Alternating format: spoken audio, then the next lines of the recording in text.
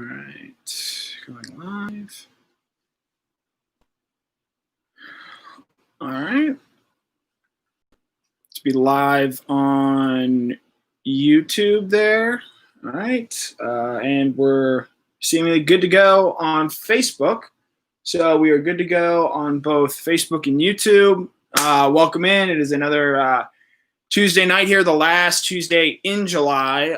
My name is Connor Riley. I'm here with Dog Nation, here to talk some Georgia football, updates on the 2020 season, because it looks like there's been some news that isn't really news, but it is news because of what it potentially means. Welcome in, guys, on Facebook, YouTube as well. And Enrique Monrillo, glad to see you. Glad to have you in. Cameron Brown, Jamie Williams, pleasure to be here with you guys tonight talking some Georgia football. We are underway in the sort of third phase of the preseason where you have sort of summer access with walkthroughs. What that means is you have essentially 20 hours for this week and next week.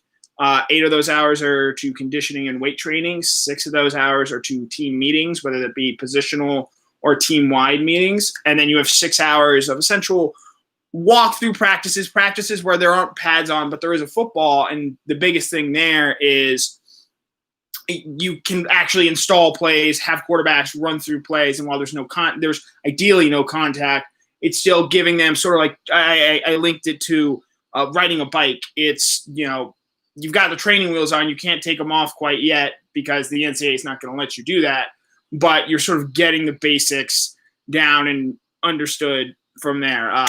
Derek Jeffers from Oak Ridge, Tennessee, welcome in. Richard Johnson, good to see you. Matt Talley, good to see you guys as well. Welcome in.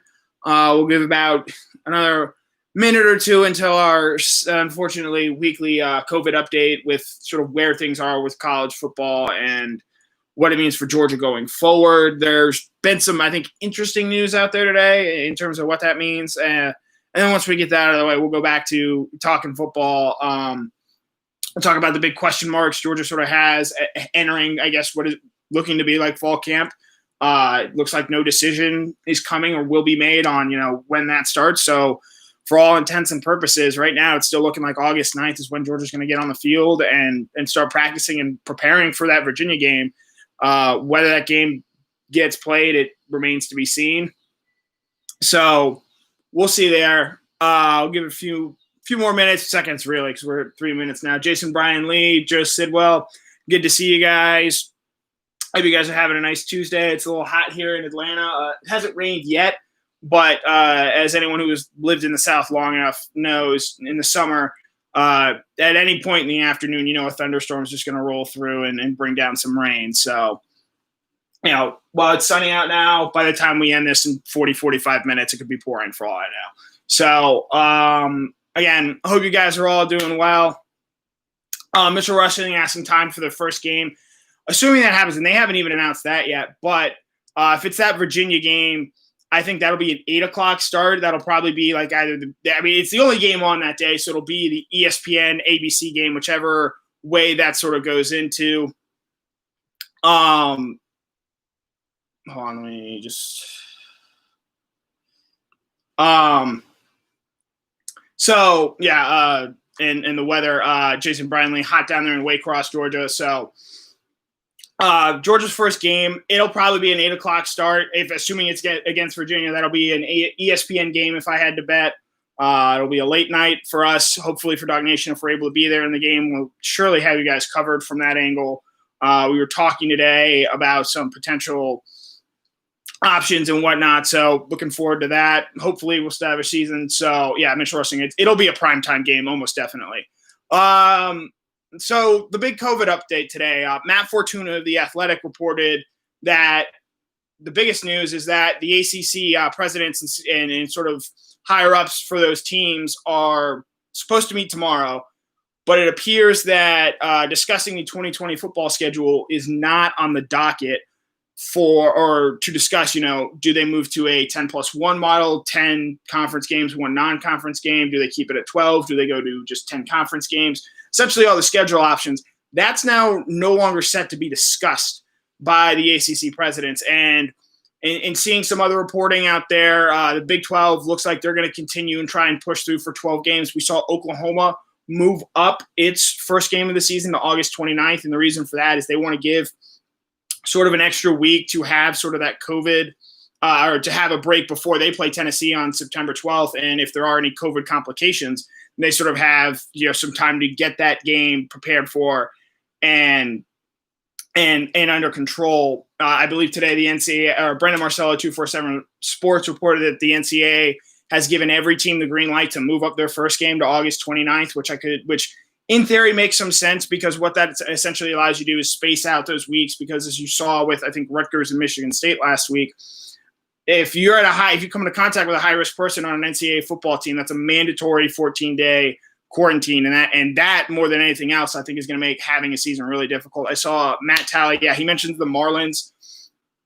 and the thing with them, I believe now they have 17 players on their team test positive for COVID-19. I believe they've suspended all games till at least Monday. That's, in my opinion, the right thing to do. I saw there were some reports out there said, they were suspended for the whole season. If that's what it comes to, that's what we saw with the sort of MLS bubble with the Chicago and I believe the Nashville team, where they had a number of players have a COVID outbreak and they essentially had to leave and did not get to participate. And, that's, I think, what you're going to see.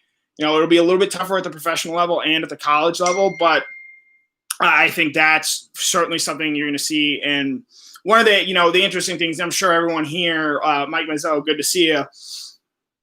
I think one of the things to, keep in mind, pay attention to is, so what, if there were a lot of people upset yesterday morning that, we should just cancel baseball. If one team has it, we can't do it. If that was going to be the case, then there was really no point in trying to bring back sports, because that's just unfortunately not the reality we live in. Frank DiCarlo, welcome in. So I think this whole Marlins thing, this baseball thing, I think going forward, the important thing to watch with it is how does Major League Baseball respond to this and try and reintegrate the Marlins into the schedule? Because I do think there's a chance that's what they're going to have to end up doing with certainly the Marlins and potentially even with college football teams eventually. Jonathan Buchanan asks, can they play with no fans for now and broadcast all the games? So one of the things we've seen with baseball is, I was watching the Red Sox Mets game last night. The Red Sox broadcasters were not in the stadium. They were in their studios far away from the stadium. And the technology now is where it is, to where we can still broadcast the game. I did see Ohio State today release a plan saying they were going to only have 20% capacity and masks were going to be required for fans in the stadium. Personally, and this is not an advanced medical opinion. This is just a personal opinion. I find it hard to see fans in the stands this year, just given all and where we are right now. And if that's a sacrifice we have to make for playing the games, and I'm Mary Martin Corbin, welcome in, good to see you.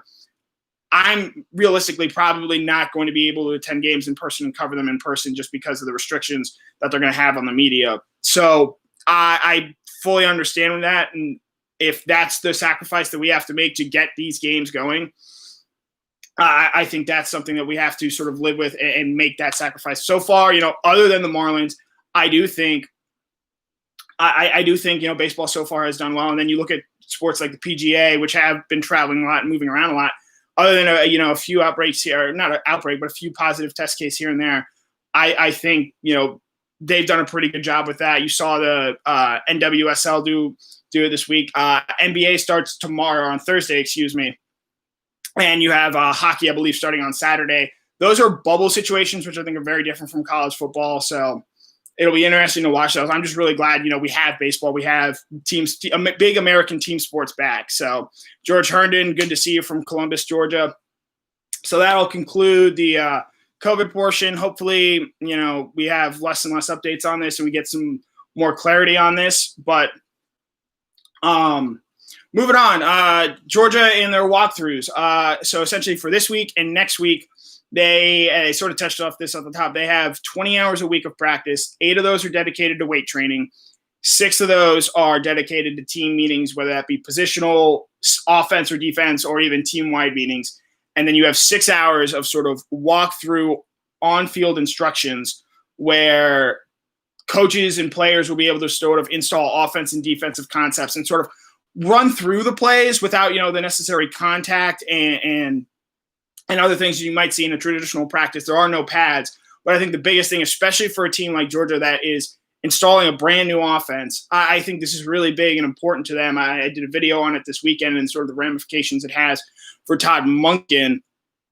I think going forward, that's going to be this time period is going to be a place where they can really sort of put the roots in, put the nuts and bolts in, and sort of start actually teaching the concepts on field. Because, like a lot of things in life, personally, I'm someone who learns through doing. So I can sit and watch a Zoom or watch a video or watch someone explain something on a blackboard all day long. But at the end of the day, like until I go through and actually do it and learn firsthand sort of and see it at a higher speed, that's only how I'm really going to learn to do it. And I think that's how it sort of works in football. So I do think that's going to be, sort of key there. And, I had a story this morning, or not this morning, I think Monday maybe, I don't know. The days all blend together. I thought it was Wednesday till about 1:30 today. So Richard Johnson asking, has Georgia had any positive test case? Georgia has not released any information on their players testing positive. Some schools have done this. I know Clemson and LSU have, but not everyone has.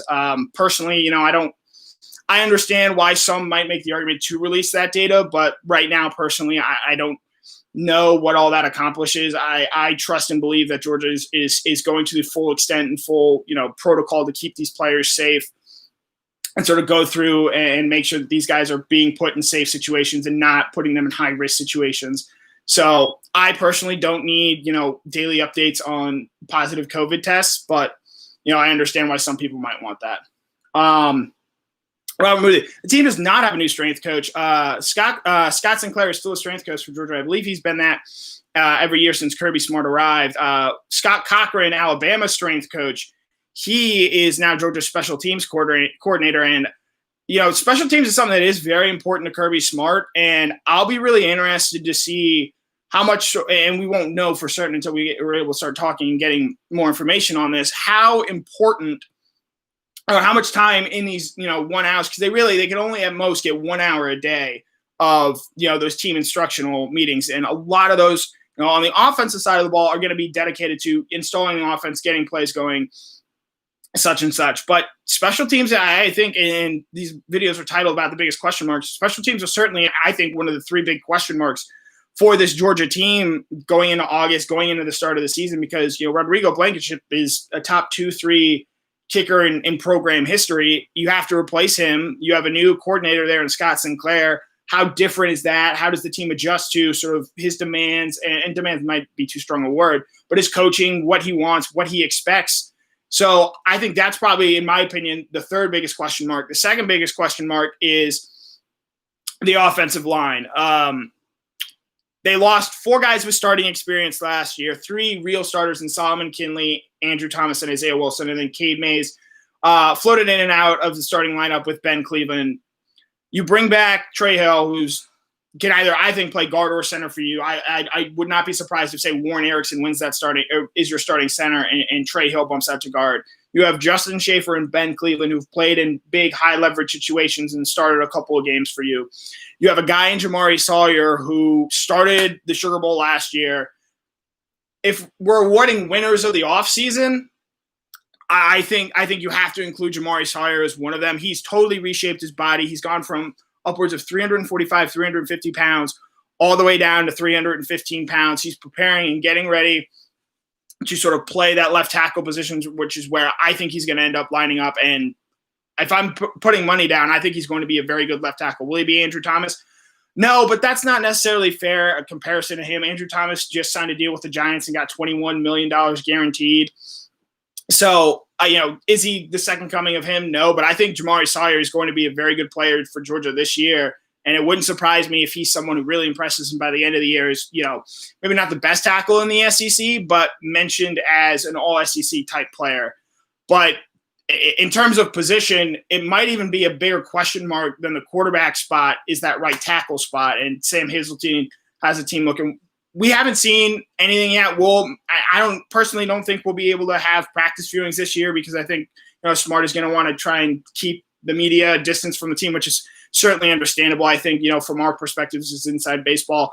It's just going to be straight Zoom meetings. I don't think I'll see Kirby Smart in person for quite some time. But so, practice availabilities, what that looks like, I don't know. I imagine we're not going to see a whole lot of it this year. But back to the right tackle spot. You asked me a month ago, I'd say I was somewhat confident about Broderick Jones. I've heard he's had a really good offseason. He's put on some weight. Cliff Payne, good to see you. Welcome in. He put on that requisite weight he needed to go from, a 280 high schooler, pound high schooler to, 305, hopefully up to that 310, 315 range. But he has the what we're calling a lower leg injury, I'm guessing. There's been a bunch of different reporting on it.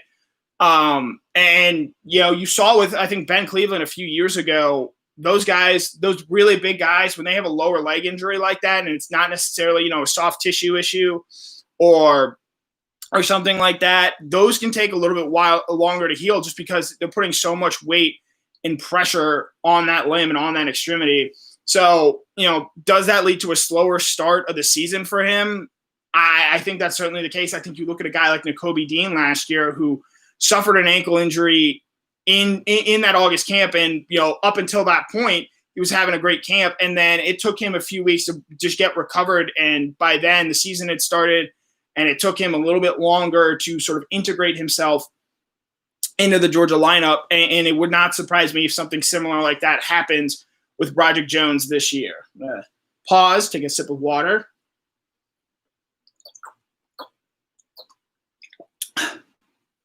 So Jonathan Hearn asks, will Jones be ready for the start of the season?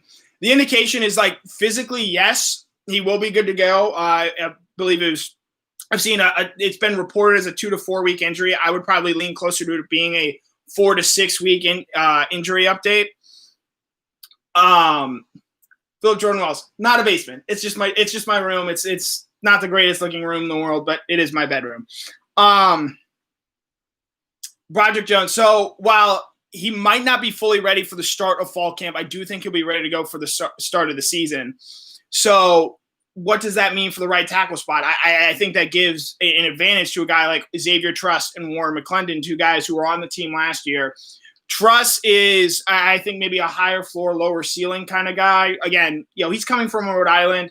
He redshirted last year. The level in competition, I think, was a big difference from him or something to get adjusted to. He did travel last year for the team, so I think that does show some confidence in what coaches think of him and what Sam Pittman thought of him. And from a talent standpoint, I do think he's probably a little bit higher than Warren McClendon, but McClendon is a guy who is just a really solid all-around football player, and it would not surprise me if he's a guy, because I think McClendon has a little bit more versatility along the line. He might be able to bump in and play a guard.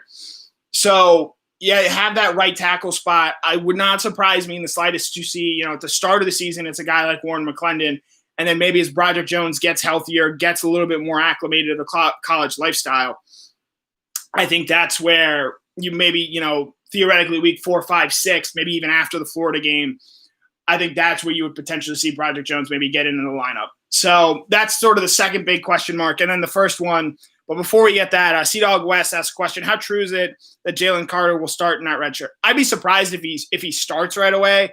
Georgia does have some good high-end, top of the depth chart defensive linemen. Jordan Davis is back.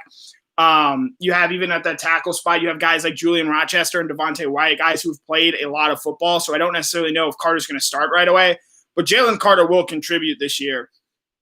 Of the guys I saw in Orlando at the Under Armour All-American practices, Jalen Carter was just absolutely dominant. A lot of times with defensive linemen and even offensive linemen as well, that body size weight adjustment coming from high school to college is a little bit, it's a little bit tough. That's not the case with Jalen Carter. He's 6'3". He's a legit 6'3", 295 pounds, maybe even 300 pounds now that he's been in the Georgia Strength and Conditioning program. So, the size aspect does not concern me at all with Jalen Carter, and he's just a really, really strong and good football player for someone of his age. And he is absolutely someone I think could certainly make an impact for Georgia this season. So, let's see. Hold on. Just scrolling. Yeah, Zach Smith brings up Jordan Davis. Davis being first team All SEC. That's a guy where if the pass rush comes for him and he improves as a pass rusher, we saw it a little bit last year. He had a big sack in that Florida game. If he's able to do that more consistently, like he could very easily be one of the 5 best players in the conference because you've already seen what he brings from a run defense aspect or run defense standpoint. He's one of the best in it. And arguably, I think he's the most important Georgia defender on this team because they don't have a real backup behind him or a guy who can do something similar that he can. So he is absolutely one of the critical and one of the best players on this Georgia team. As long as he keeps his weight in check, and the video they put out yesterday, he was looking fairly slim. I think he's a guy that could be very, very good for Georgia. Hold on, scrolling. All right, and now, the 20-minute mark, the biggest question, obviously, it's the quarterback position. Jake Fromm is a 3-year starter. We don't need to relitigate his whole career, but, in a normal non-COVID year, it'd probably be really nice to have a returning starting quarterback. But we don't have that. Georgia does have, I think, 2 very talented options that have had starting experience before. And that's not to diminish what Carson Beck or Dwan Mathis or Stetson Bennett can do. It caught a lot of people's eyes of the defensive players a few weeks ago. Eric Stokes, Malik Herring tweeting about Dwan Mathis and sort of how well he's played in sort of 7-on-7s away from the coaching field stuff. Just given all he went through that past year with brain surgery and still continuing to work, because it could have been very easy for him to say, "Hey, I'm going to take my health incredibly seriously. I just don't know if it's okay for me to try and pursue football anymore." But all credit in the world goes to Dwan for working his way back into shape and being a real contributor in that quarterback room. I do think this year anyway, it's going to come down to Newman and Daniels. And excuse me, let me get some water. I do think it's going to come down to Newman and Daniels, and the earlier the season starts on, or the closer that the season starts on time, the earlier the season starts, because there's been this idea floated out there that they could delay till October to potentially give the NFL a chance to see how they handle it and sort of give them a playbook to sort of follow along with. If the season starts September 7th, which is when Georgia's game against Virginia is scheduled to be played, I think Jamie Newman will be the starting quarterback just because he does have a few months advantage in the Georgia quarterback room, in the Georgia, program. I think that, that knee injury from JT Daniels, and now Jeff Santella has done some reporting on this. It did not necessarily heal quickly. It was not a quick heal for him like I think it has been for Dominic Blaylock. So there were, when he was still coming in, and granted, he tore his ACL in August last year, with Blaylock tore it in December. There were still some lingering concerns about what he might be able to do. So from a health standpoint, I think Newman is 100% ready to go, whereas Daniels, I do think I do think that could be a thing. Kenneth Wiggins, if Mathis is playing well and outplaying Newman and Daniels, I absolutely believe that Daniels will get put and taken seriously in that competition. But from not being able to see anything, from not, Kirby Smart not saying anything publicly about it, I do think that you have to really look at and consider the starting experience that Newman and Daniels have. 12+ games at the Power 5 level. We were talking today on Dog Nation Daily with Brandon Adams. I think Joe Burrow getting that starting experience a year ago at LSU paid huge dividends for him this past season at LSU, where you saw him blow up and really become the best player in college football, and one of the best college football seasons of all time. Clay Glenn asked, where is Clay Webb? I wrote about this a few months ago. I think Clay Webb is on a sort of Jamari Sawyer type track where, he was a highly rated 5-star player coming in to a really stacked and loaded offensive line. He didn't play a whole lot. His early, and that's partially just because there were so many talented guys in front of him, and this year there still are. But you look at a year from now, Justin Schaefer and Ben Cleveland are probably the 2 starting guards for Georgia. They'll be gone.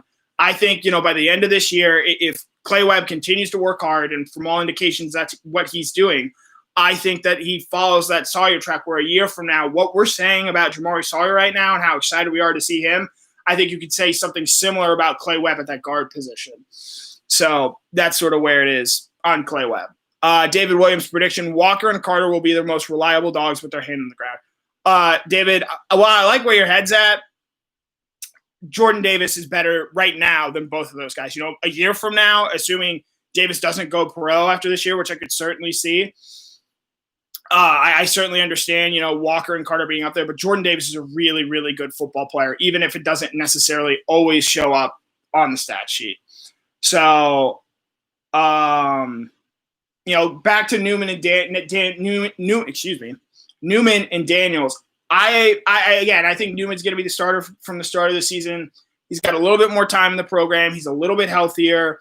He's got a lot riding on this August camp because, I don't think Daniels has that same sort of pressure on him that I think Jamie Newman does, because if Daniels, if things don't go well, he can say, oh, the knee's not holding up, or, we're saving it for later and make sure he's fully ready to go. He's got 2021 and possibly even 2022 to still play and suit up for the Bulldogs. Jamie Newman has one shot.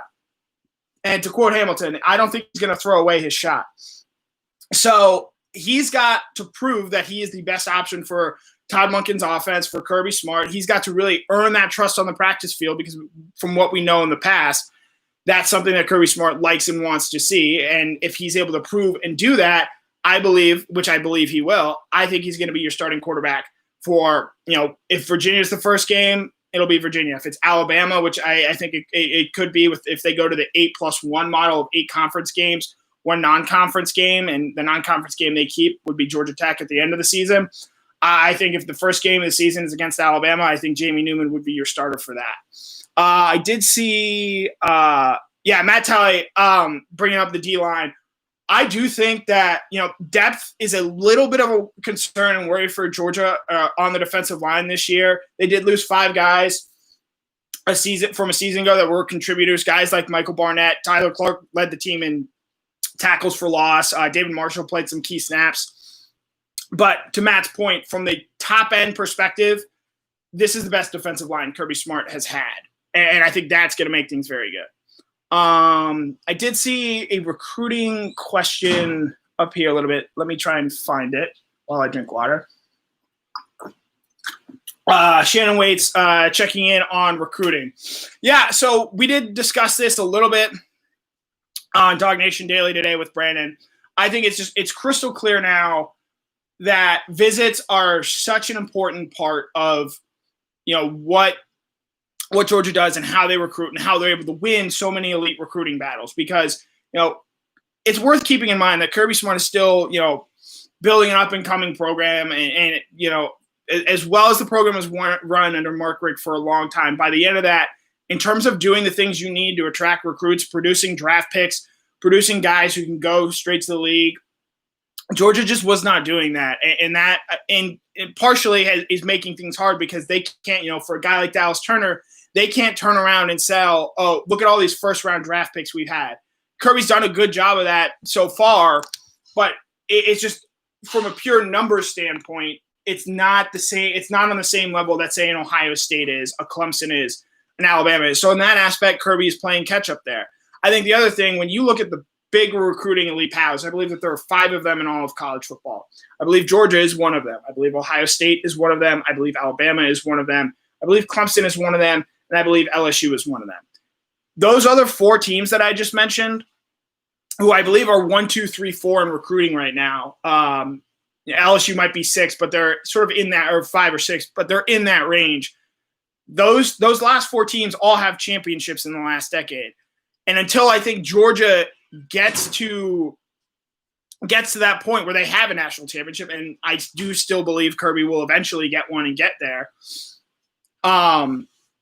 Until Georgia gets to that point, it's going to be hard to just on paper, which is what they have to do to talk to and sell recruits with right now, because visits aren't really, going on all that much. It's certainly official on-campus visits.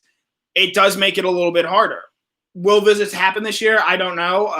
I'm a little skeptical of that, quite frankly, just given where we are as a country with COVID. But that's another discussion for maybe another first 10, 15 minutes of a different podcast. So you have all that in mind. But, I point to that 2017 class, which I think, points-wise or ranking-wise is where I think Georgia ultimately finishes.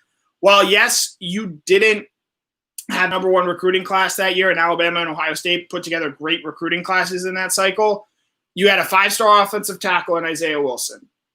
I feel pretty confident Georgia's going to end up landing a 5-star offensive tackle in Amarius Mims in a few weeks. So we're going to take a little time out here because I've seen comments about this. Philip Jordan Wells, is that a flock of seagulls or Connor? I've been growing my hair out. I tried cutting it early. I cut it, I believe early May was the last time I cut it, and it went terrible. So I've just decided, you know what? I'm just going to grow my hair out and see how it goes, and we'll go from there. And, it is a little different tonight because my workout, I didn't get it done quick enough, so I didn't necessarily have the time to dry my hair to the full extent. And we're spending way too much time talking about my hair as people leave. I'm just growing my hair out and, figure why not now. So anyway, back to recruiting, time in.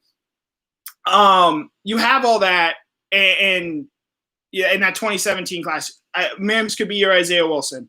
Shmuel Munden, I think he could be that same type, or even, David Daniel, I think, is a guy who's in that Richie LeCount mold. David Daniel's not quite rated as highly as Richie is, but I think, an in-state safety, a guy who's long tenured and long committed to the class. I think there's some similarities there. You have an in-state quarterback. Now, Brock Vandegrift is, I think, a higher rated and better prospect than Jake Fromm was at this point in sort of the recruiting standpoint. So you have some similarities there. Yes, there isn't a DeAndre Swift type player at running back, but I think Lavassier Carroll could be a nice, solid player for Georgia. Maybe not right away, but a good player for the Bulldogs. And again, we're still a long way from signing day, and Georgia always does their homework late. They always, around National Signing Day, they seem to always land big guys on that early signing period in December. Last year, 10 of their 5 commitments made or publicly announced their decision that they were going to commit to Georgia or sign with Georgia after the SEC championship game with LSU. So you look at a school like Ohio State and Clemson. Those are schools that over the past couple of years, they've always liked to, yes, I did. I couldn't let my hair slander go any farther. Those are schools that like to get their work done early. Those are schools that like to have most of their recruiting class wrapped up before the start of the season. Georgia in the past has had no problem with that. And I actually think while things, might not be going now on the recruiting trail for Georgia, because they didn't rush to fill up their class, they might be able to, assuming visits happen again, be a little bit more flexible and open and taking in guys with their class, because I do believe that if visits open again, you're going to see a rush of decommitments from guys. There are a lot of names, maybe not, a Dallas Turner or James Williams guys Georgia was long in on, and I believe had they had visits, ultimately would have landed. But I do think if we get visits again, I think Georgia is going to benefit perhaps more than any other team in the country, simply because we know now how important those visits are, and they have room to add to their recruiting class. So while things don't look great for Georgia right now, I still think they're going to sign it. Certainly a top 10 class, probably a top 5 class, though closer to 5 than 1 in my opinion. But give it 2 weeks. Amarius Mims is supposed to announce August 15th. I believe Brock Bowers has hinted that he's getting close to a decision. We get to the middle of August and Georgia has those 2 guys. They'll be in the top 10 in the recruiting rankings, if my math is correct. And I think some of that will be a little bit better. So we've hit about 35 minutes. So let's do I think a solid 5 minutes of questions. Noah Sheldon brings up he wants Corey Collier. He's a Miami guy, and the online chatter, Miami is just cleaning up those South Florida kids in a way that we probably haven't seen in a while. And it's not totally surprising given, what we know about this recruiting class and the importance of staying and more and more players, I think, staying home or closer to home. And I think, Miami is a pretty clear big benefit or big winner and all that. They land James Williams, I think, largely because, not wanting to leave home, and they really sold that to him. Leonard Taylor is a guy who's supposed to announce August 6th. He's a 5-star defensive tackle. For a long time, people thought he was going to Florida, but now the online chatter has the winds blowing in the way of Miami there. And, Collier's another Miami area product. They land all those guys. Miami's certainly going to have done the most, I think, with this COVID, recruiting disruption. So, Jacob, Jacob O'Neill sounded like BA there. Yeah, 5 strong minutes. See, but with me, 5 minutes will actually be 5 minutes because I got other things to do. With BA, when he says, we're going to do a good 10 minutes, that's probably about 20 minutes of comments there. So is Notre Dame going to the ACC for football? Marion Martin Corbin asked. So we sort of touched on this at the top of the show. The ACC has sort of hinted that they're not going to make any schedule decisions until at a later date, which, as a classic procrastinator, I certainly understand what they're going for. And they're going to try and keep things status quo and make a decision at the latest possible time, which I certainly understand from that standpoint. So what that means for Notre Dame, there was a rumor floated last week that Notre Dame could possibly join the ACC this year, play that 10-game ACC schedule because they've lost games against the Big Ten and the Pac-12 due to those conferences going to conference-only slates. Personally, as a fan of chaos and as someone who is perfectly fine with Notre Dame not playing in a conference, I would love to see Notre Dame win the ACC this year and then just never play in a conference again. I think that would make people big mad, and personally, I would enjoy it. Mike Anderson asked, what's up with Deion Colzie? So that recruitment, it's interesting to follow. So I think the first thing to note there is that last year Georgia signed 5 wide receivers in their signing class. 3 of them top 100 prospects, and Jermaine Burton and Marcus Roseman, who I think are going to be very good players for Georgia very early on. Then you have Arian Smith, who's already had some injury issues. He was another top 100 guy, but he's had meniscus surgery and he's had wrist surgery since arriving in Athens. You have a guy like Justin Robinson, who I think is a guy whose skill sets are a little bit similar to Colzie, and from all indications, he's done very well since arriving in Georgia in January. And then you have a guy like Ladd McConkey, who I think down the road could be a very interesting slot receiver for Georgia. So you have that to keep in mind. They were never going to sign a lot of wide receivers in this class. I think the other thing to look at here is last year so clearly proved they need more speed at the wide receiver position.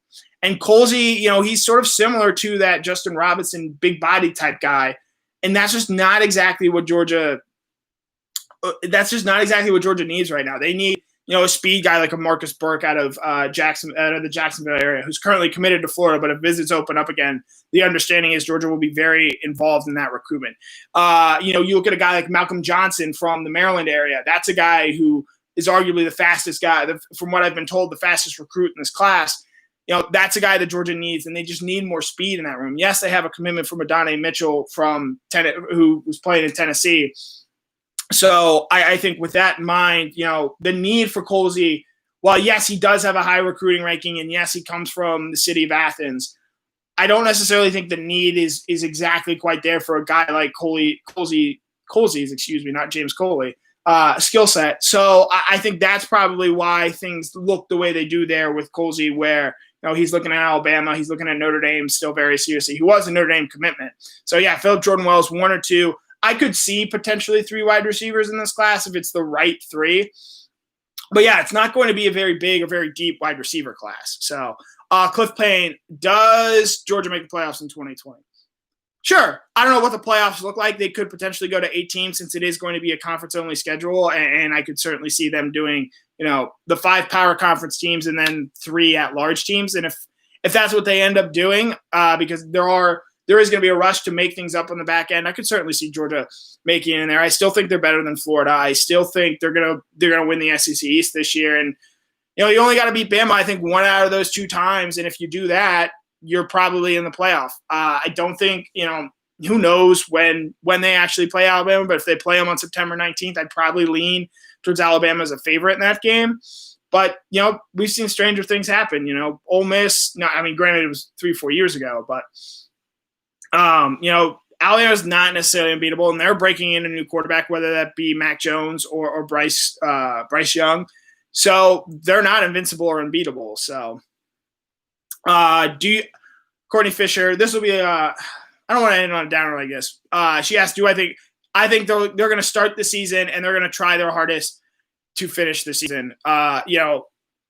Wherever my personal beliefs might be, I absolutely 100% believe the SEC is going to do everything in its power to make sure that this football season happens. And I have the utmost confidence in that happening, for better or for worse, whatever that might be. I do think that the SEC is going to try. And I think the rest of college football is going to take its cues from the SEC because, from a national media standpoint, the SEC is going to be one that takes the most heat.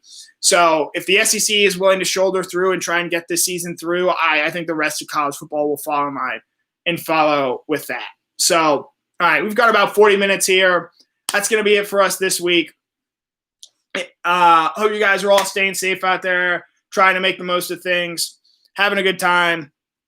Tune in tomorrow. We've got Before the Hedges with Mr. Sintel. We've also got Dog Nation Daily every Monday, Tuesday, Wednesday, Thursday, Friday with Brandon Adams. We'll have Mike Griffith on the show tomorrow to provide some more detail and analysis there, so where things stand with Georgia. Griff also, he has his On the Beat on Monday. He had Jim Donnan on there, which was fantastic. And then on Friday, he's got his Friday Night Mike show, which is pretty lively and pretty entertaining. And Cover 4 back this week. We are all back from vacation. It should be a very interesting and very lively discussion, as it always is. Myself, Mike Griffith, Jeff Sintel, Brandon Adams. So we are looking forward to that. As always, great seeing you guys. Great talking to you guys. Hope you have a good time.